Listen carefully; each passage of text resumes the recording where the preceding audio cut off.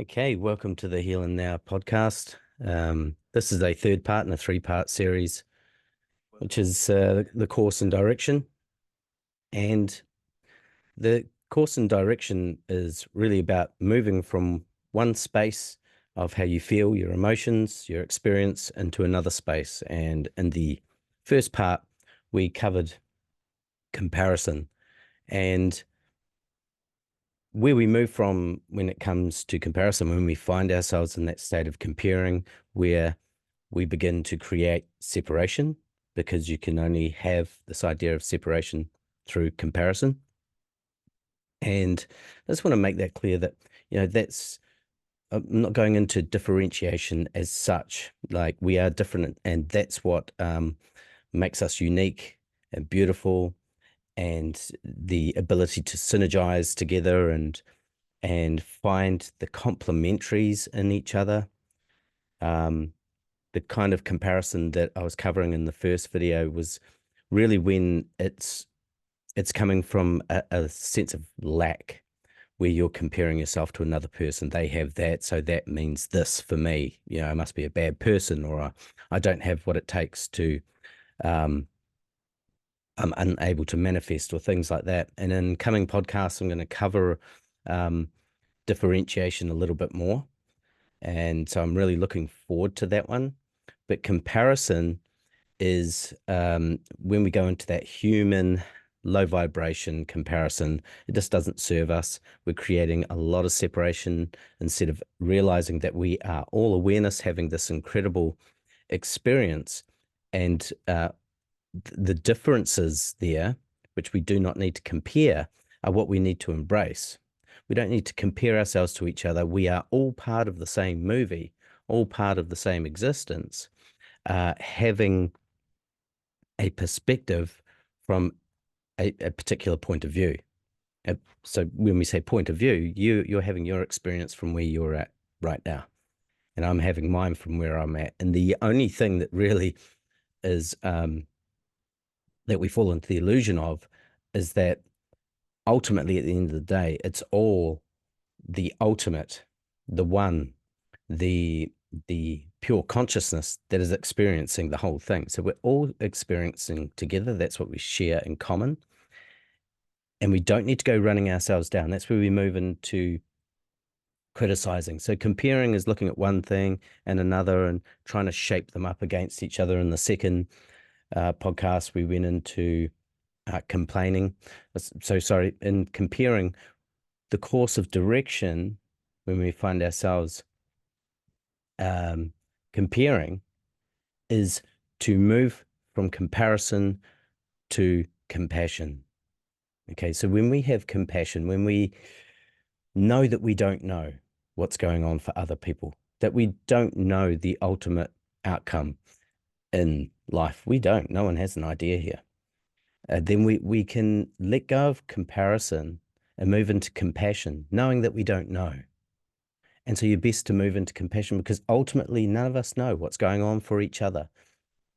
We all have a different perspective, because that's the point here. As consciousness is experiencing life through your lens, that's your perspective.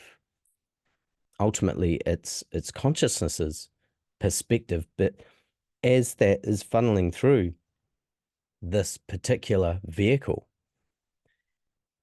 then we get the forming of and the experience of what we call the mind, which appears to be as if it's separate. And through that separation, we keep on separating, and it can become a real problem. But when we look at the other person as if they are simply an aspect of ourselves, then we can have compassion and begin to open up and remain open. And that's the key. Remaining open is really important in spiritual growth. A lot of people talk about, waking up. The true waking up is realizing that what we are experiencing here is a dream. Nothing really lasts here. Everything comes to pass in this plane of existence. Now, we did come to experience this plane of existence, and it's a beautiful, beautiful thing. We don't want to throw the baby out with the bathwater here. That's the the the challenge as we're here to be able to integrate our life, integrate this experience into the eternal aspect of ourselves, that which is one, that which is eternal. But that which is eternal has obviously chosen to have this experience.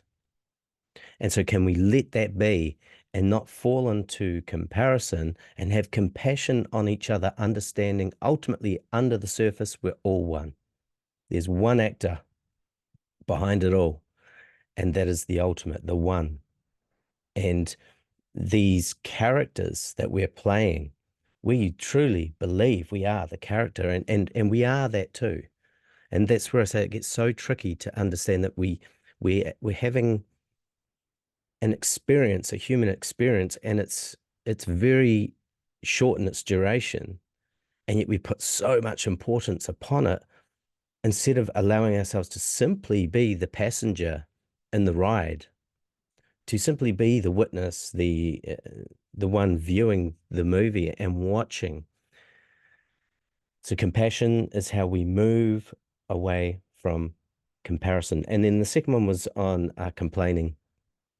And when we find ourselves complaining, it's simply a lack of celebration. That's the direction in which we want to be moving towards when we are complaining about life. You you're kind of making this assumption that you know everything that's going on, that it's this way and this has happened and it shouldn't be this way, as if you understand the script. But when we approach life with more of an open mind and a curiosity and a relaxed state of being, and that's key, to be more relaxed and enjoy the show as it's happening. And when one way in which I'm finding for me, because we all complain, we all compare, and we all criticize, which is what today's podcast is about. When we complain, we're missing, we're choosing to focus in on a piece that we're saying that it shouldn't be like this. And how do we know? No one knows what anything should be, how anything even could be. There's always all these possibilities. But when we focus in on this lower vibration, this very small amount of life, and we start complaining about it, we're simply negating everything else. And so what's lacking is celebration. Life is a celebration. It's always celebrating. Look at the trees, look at the oceans, look at the sky, look at the stars. Nature is a celebration. Life is a celebration, but we really hone in on one detail and we complain about it, and all we're doing is negating the rest of the celebration that is life that's going on, and so we can so easily miss it. And then we find ourselves at criticizing. Now, criticizing is where it's the basis of all war. It's the basis of all conflict. When we criticize someone, you could literally look at the word, it's really to bring someone down, to criticize, like a little critter. You shrink someone down. Now, we know, we hear many times people say, can I give you some constructive criticism? I don't feel, and this is just my point of view, and of course, if anyone has any comments on this, please put in the comments section on Facebook there. But I'm not sure that there really is criticism that is constructive. The word criticize literally means to judge with measure, and all judgment is the basis of all problems. When we go judging something, again, it takes us back to comparison. But when we're criticizing, it's literally an attack on the other individual or the other group. And we find ourselves at the moment in a world where it's very, very easy to criticize. And with the technologies that we have now, the advanced technologies, just the other day, I said to my daughter, she was talking about Harry Potter, and I said, there's a new Harry Potter movie coming out. She said, really? And I said, yeah, I saw the trailer for it. As it turned out, it was artificial intelligence just And so how can we know? How can we know what's true now?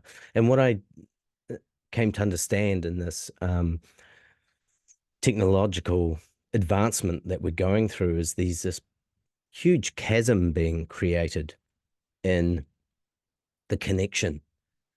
And connection allows us to begin to discover truth. But as we connect more and more to our devices, these technologies, and now that we have artificial intelligence, which can just make all sorts of fake things, more illusion within illusion, it's hard to know what is truth.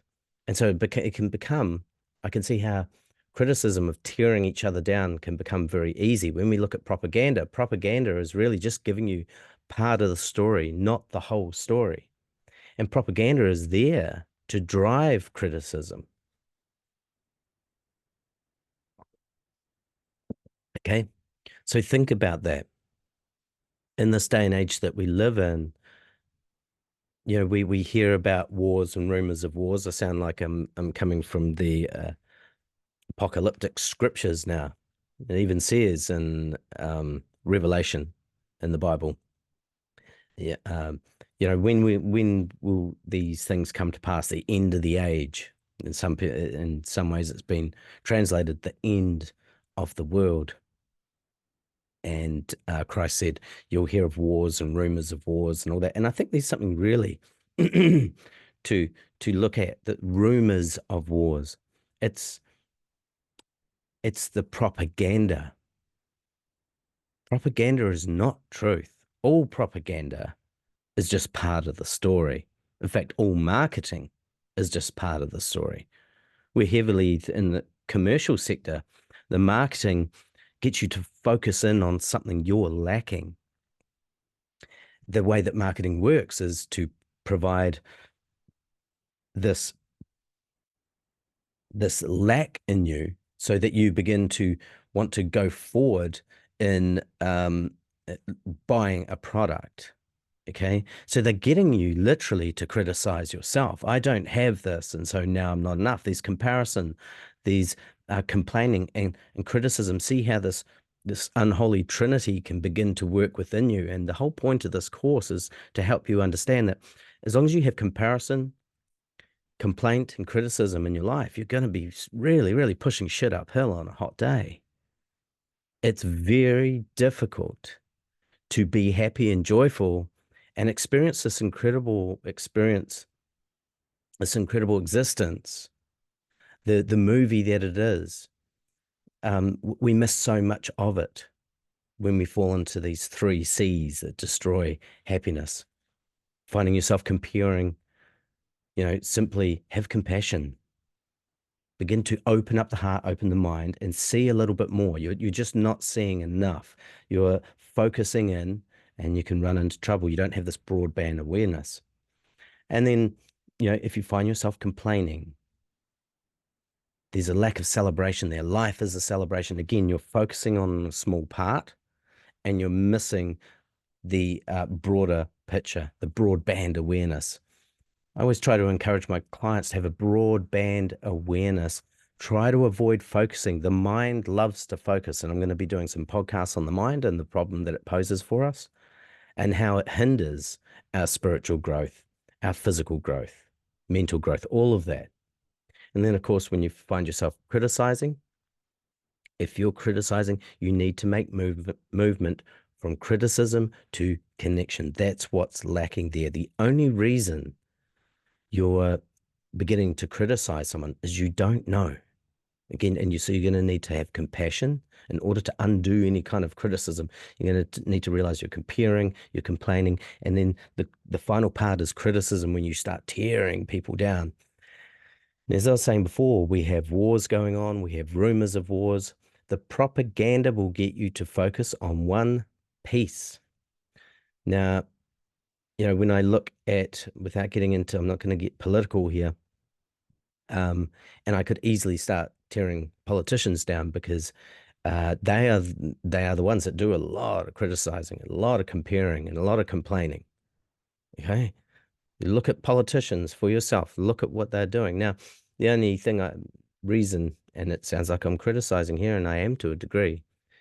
Um, but what I see in politicians are people that are not willing to look at themselves. The only change that can be brought to the world is, and we've all heard this cliche, be the change that you want to see in the world. When another human being is saying, I know the way, follow me, let me sort it out for you, you're abdicating your unique self to someone that's no more special than you, no more special or no less than you. They also are helpless. What I mean, hopeless, sorry, in this existence. There's really, what can we do except for enjoy the ride or not? It's the thing. Life is a choice. We can either enjoy the ride or we can complain, criticize, and compare while we're riding along. We can also fall into the trap of believing that we're driving the vehicle. I'm going to touch on that one on another podcast, probably in the next podcast, because I really want to open up more of this understanding around human design, which is really important. These two aspects of us going on. We live in a dualistic experience. Okay, the movie that we are witnessing and watching is dualistic in nature. However, our origin is non-dualistic. And I'll cover that in another podcast. I'm looking forward to that one because awakening really takes place. True awakening takes place when you see the truth. That's awakening, not when you see a conspiracy. That's still being part of the dream. Okay, the conspiracy is a dream. And so when you point out and you see there's a conspiracy going on, there's the greatest conspiracy, to be honest, is the conspiracy of the ego, of the mind. It tells us that we are something that we're not because we're so homogenized and heavily conditioned, so heavily conditioned. That's what creates this idea of separation. You are just you and that's it. Now you are you, but your fundamental beginning came from the unified source, the unified field. Okay, we live in a sea of neutrinos of information. The information is in the field that forms us, that informs us. Okay, we literally swim in that field, which is pure consciousness. And that pure consciousness, that field is what's having the experience. And as it condenses down from scalar waves into matter, and its exhaust of that is the electromagnetic field, we get this interesting feedback of duality and non-duality, of unification. There is a unification there. There is an awareness. There is a field of awareness that has all the information. Some would call it the Akashic records. There's many things in which we can look into here. And as we go along on this journey on the Heal and Now podcast, we will cover those things more. But as for now, as I always do, going on these tangents, right along with me, criticism is the basis of all war, of all conflict. And it is an indication that you need to move towards connection. Let's bring it down to rubber meets the road understanding. So let's say your partner, your child, your mother, your father, a friend. If you're not meeting eye to eye, and then you're starting to tear the other person down, you're getting upset at them because you don't have the full story. None of us would judge anybody if we understood each other's story completely. We would understand why each person does what they do. And of course, because we're all having this differentiated experience. There's the one life, but within that, many movies. And yet they are sort of intersecting experiences. It's an incredibly complex system matrix that we are having an experience within, incredibly complex. And yet the way in which we can navigate through the complexity is through simplicity, as I've said in other podcasts, coming back to the understanding that you are a witness to your life and finding that integration right in the middle. You know, really, the mind would like to think it's in control, but what put the mind there? There's no control there. And it's hard for the ego, for the mind to want to admit that. And where life begins to really flow is when we stop tearing down, we stop comparing, complaining, and criticizing. Okay, and relax a little bit and enjoy the view.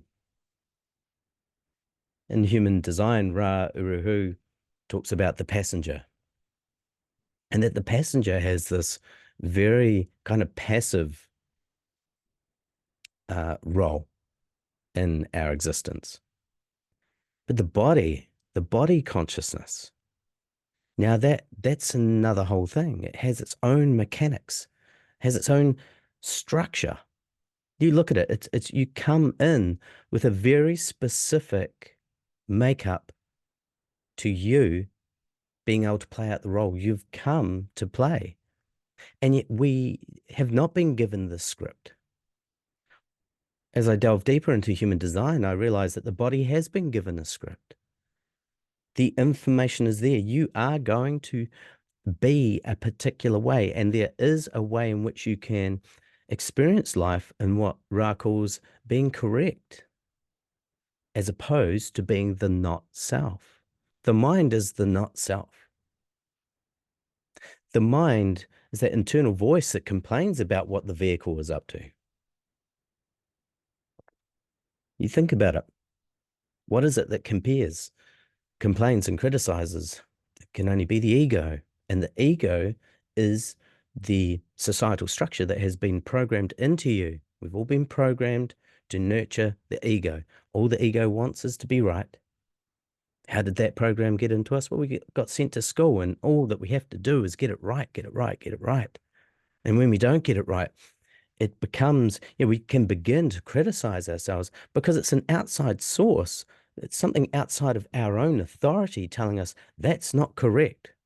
So we're being told all the time, that's not correct. And then we feel we are not correct. And that's where criticism is so insidious in its nature as we go about criticizing each other. We're saying, you're not the way you're meant to be. And how can we know what the other is meant to be unless we've done our due diligence in looking into, first of all, the question, what is this life? What is this that's going on? What is this experience of awareness? What is this experience of the physical realm interaction? We are interfacing and interphasing with what we call existence. And as I've mentioned before, existence is simply that which stands out. Existence stands out from reality. There's only one reality, ultimate reality, and we are not privy to it. We don't see all of it.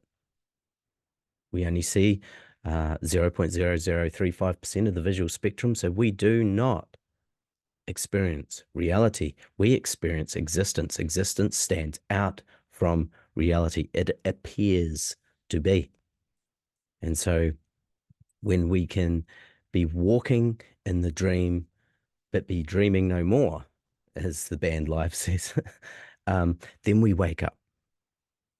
Okay, we're still walking within the dream, but we realize that we're walking within a dream. We are walking within a construct that is like a movie. We are here to witness, watch, and learn, and not begin to dissect this life to the point of ruining the experience.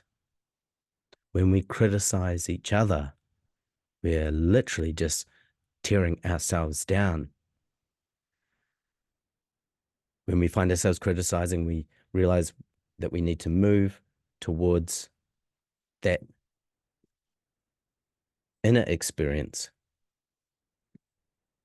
of knowing yourself and the other as one. Okay, so you're learning about yourself through the other, and they're going to be doing things that are going to grind your gears. They're going to be doing things that are not like you, and that's the only issue there, really, is they're not like you. I said in the other podcast, when I found myself criticizing my beloved.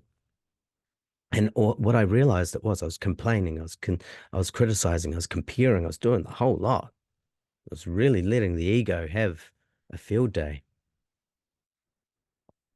And what I realized is that I'm only comparing, criticizing, and complaining because she's not like me. And then I realized that if she was like me, that would just be horrendous.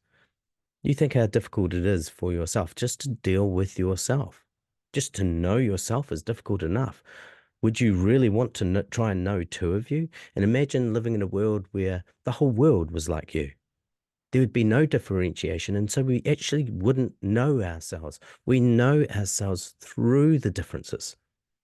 And so when we go into comparison, we're missing the point. When there are differences, that is the opportunity. The difference is the opportunity in which to know yourself.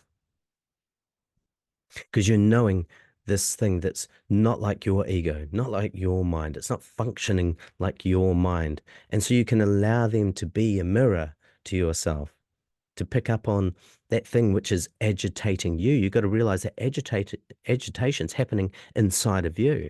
So how can something outside of you create this agitation within you? We are all mirrors. We're all fractals. We're all reflecting back to each other. The differentiation that creates this existence. We all stand out from each other. We all exist.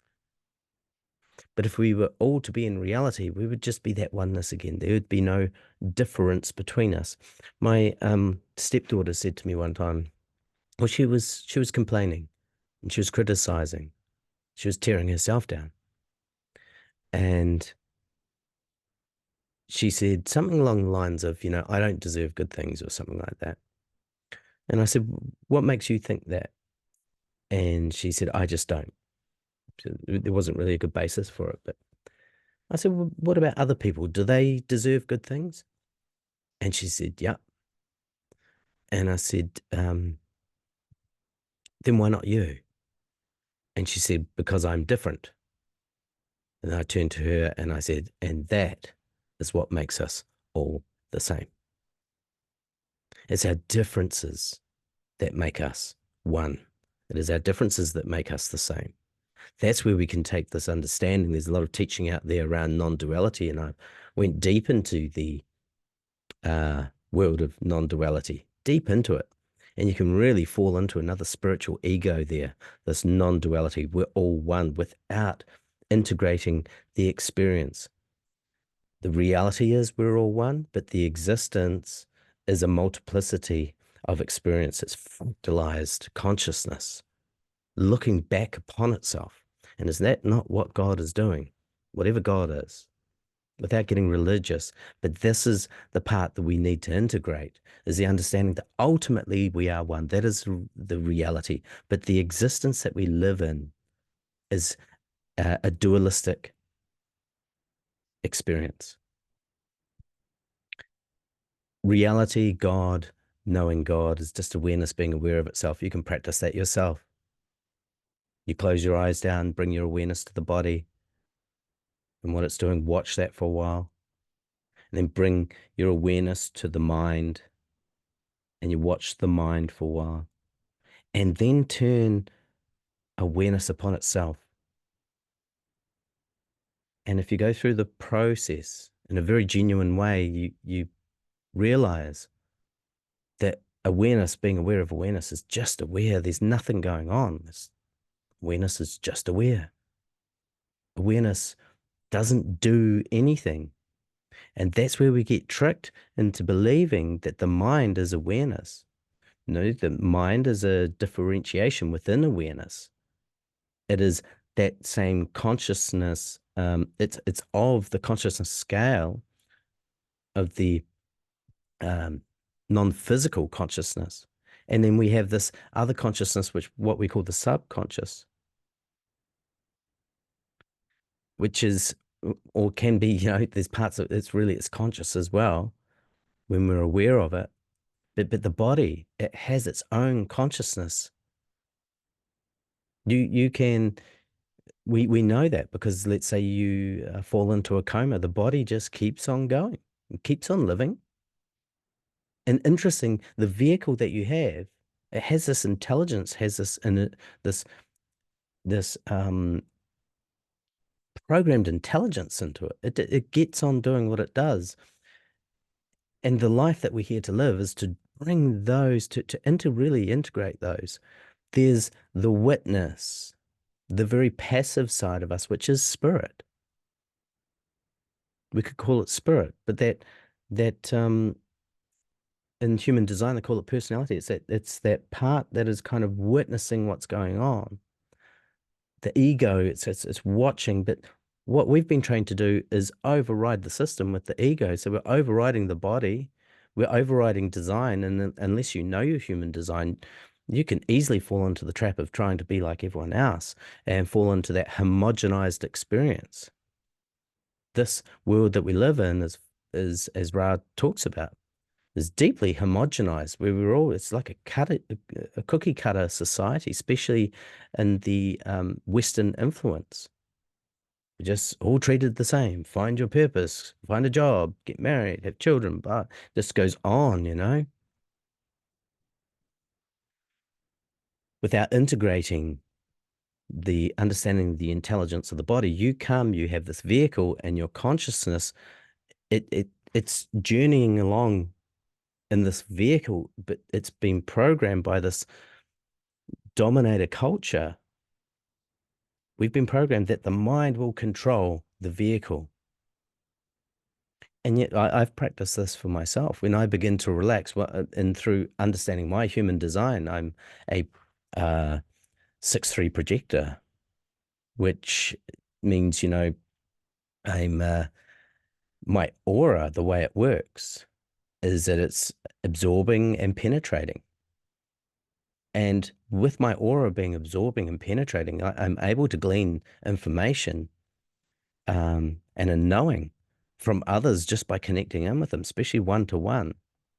But when you think about that, that can be quite confronting when someone's reading your energy. And so not everyone's going to want me bumping into them. And so my strategy, it makes sense, is to wait for the invitation. Otherwise, I'm going to be a pain in everyone's ass. That's why I'm doing these podcasts. My design is literally to wait for the invitation. That's tough going in the world that we've been raised in, where we've all been kind of raised to be manifesting generators or manifestors or generators. And for me, a projector, I'm here to guide the generators, but not all generators are going to want my information. They're just not.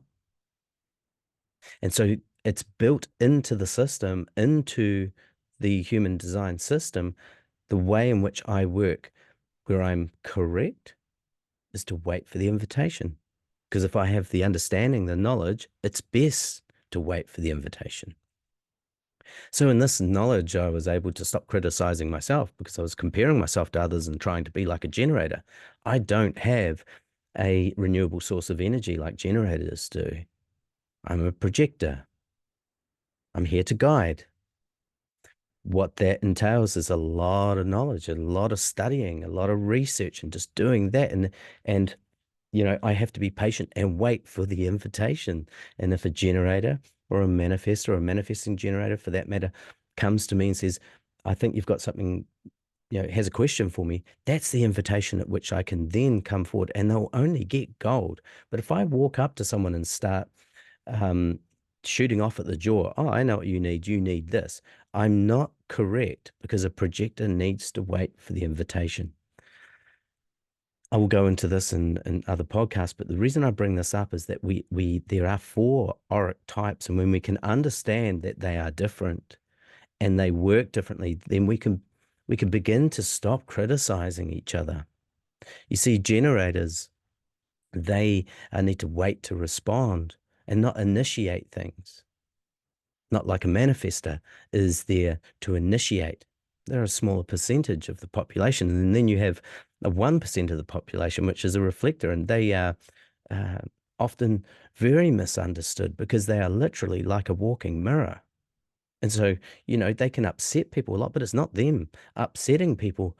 It's that they are a pure reflection back of the homogenization of society. They reflect back to society what's going on. And that can be very confronting. For me, like I said, I have a penetrating aura. It goes directly into the person's G center right here. And understanding my type and my strategy and authority, I'm able to let go of criticism. I don't need to criticize others because they have a different human design. Consciousness, the ultimate consciousness, spiritual consciousness, is that eternal aspect of ourselves. And then we have the human design, which gives us the human experience. And that has its own conscious makeup. And we must integrate those two.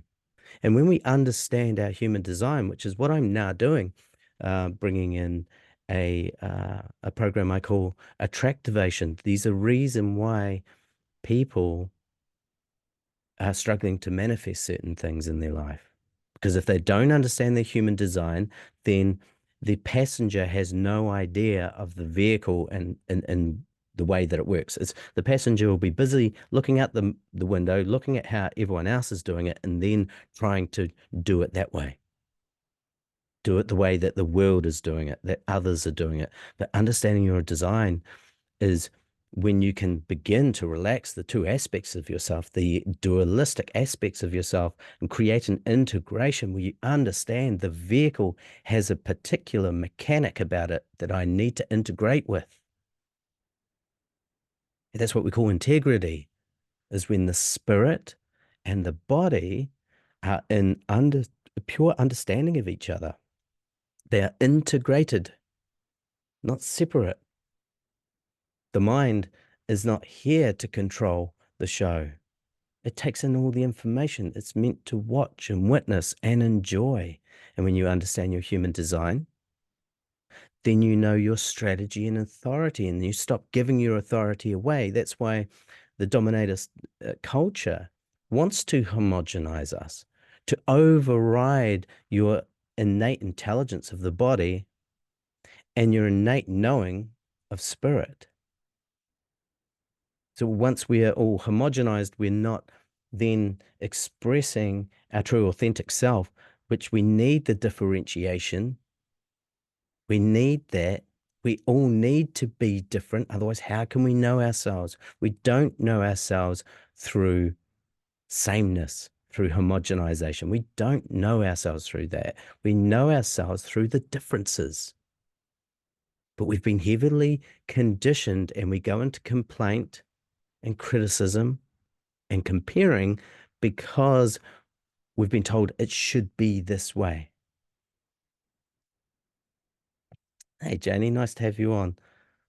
And so that homogenization is the problem. Even if we look at the wars that are supposedly going on, I don't know. They're not there. And so I don't go integrating that into my pre-programmed system. I'm going to start criticizing, judging, complaining. All of that's going to happen. But if I can witness and watch, what I see is a deeper truth. Okay, these wars, why is there war where these being criticism has taken place? A tearing down of another human being without the understanding that they are of the same consciousness. That there is and the missing of the celebration of the differences. The differences are the important part. That's how we know who we are. We must be able to celebrate that. Otherwise, we're going to continue to tear each other down. That's why I don't have much time for politicians. They are deeply, deeply asleep. They are so asleep. Anyone that wants to try and control someone else who has not yet managed to understand what it means to control their own vehicle, We actually can't control our vehicle. As I practice this more and more, understanding my human design, I'm now realizing what wanting to offer to the world more is a bringing into the balance of this existence within reality. Again, like I said, this is an existence. Existence stands out. It's in the word. Exist means to stand out. Reality is what is, but existence stands out from that. And the existence we're interfacing with is just a tiny, tiny, tiny percentage of the totality. And when we can bring that integration and that we've come to have an experience and not take it on board, like we can control the experience and we follow the innate intelligence of our human design. Yeah, that's exactly right. We've forgotten that we are experiencing our individuated oneness of consciousness. That's the beautiful thing. I love that. Thank you, Janie. That is where it's at. You see, that's speaking of that integration. That's the beautiful part about this experience. As I was saying before, what I have begun to be able to do in understanding my going deeper into my human design and integrating that with the witness that is always there. The witness is always there. I'm so much more accepting of others, of what is, but most of all myself. And understanding I'm a projector. I need lots of rest because I go around literally soaking up my environment. I eat it. And it's been so interesting as I shared to my beloved. I'd be like, man, I just seem to take all the energy in and it gets exhausting. And then as I delved into human design, I came to understand that that's what's going to happen to my system. I am designed to take on the information. And then when the invitation is there, I'm designed to then pass that information on. But I must wait for the invitation in order to be correct, because that's the balance. Otherwise, I rock around sticking my nose where it's not belong and just being a know-it-all. And that's not fair on others. Hence why, as a projector, I must wait for the invitation. I have a 6-3 profile, which means I am the role model martyr. Now, when you start going into the profile, I realize, and when I look back over my life, it's just so damn true. My life, first part of my life up to 30 years is just bumping into life, literally life bumping into me. And that is what I'm here to do. That is my process. And then the role model aspect comes out of, and especially being a 6-3, is that knowing and understanding I'll never really get a break from the difficulty. I mean, I sit here and I think, man, you're going to be 50 and you're still dealing with young children. And instead of criticizing that, realizing that's so in line with my human design. The parent manual that didn't come with your child would not be there had it not been for these other beautiful 3 very challenging children in my life that are again reflecting back to me the challenge in myself. And so I'm able to embrace that. And as a 6-3 projector, know that I'm here to help and guide and see what's going on, but wait for the invitation. It's just phenomenal. And so then you begin to understand the specific deconditioning you need when you understand your human design. So same putting together a program that I'm calling attractivation. We do not attract or manifest the same as others. It just doesn't happen. We have our own specific way of turning up in the world. And when you understand your human design, it's phenomenal. You start getting into the nodes and the gates. It gets very, very deep. It gets like very deep. But as I've always said, healing is simple. Life is simple. If you want to enjoy life, keep it simple. Human design is very complex, but really, these are, as you go into the mechanics of it, it gets very complex, very, very, very complex. But there's a simplicity in it. It all still comes down to its simplicity. I can't help myself.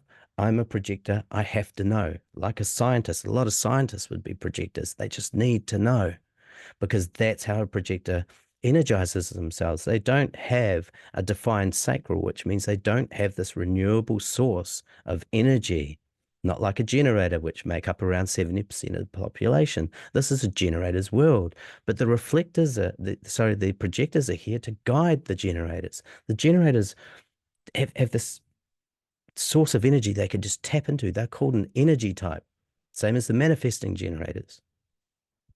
But a projector, we're not an energy type. So what do we need? We need lots of short bursts of resting. We need to rest when we need to rest.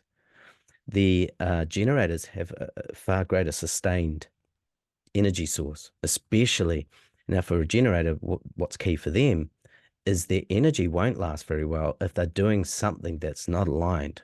They will just, it's gone. But if they are aligned, if it's really aligned with their type, their profile, their authority, and of course what they enjoy, there's an endless source of energy. They can just go. Lots of sustained energy. Projectors don't have that.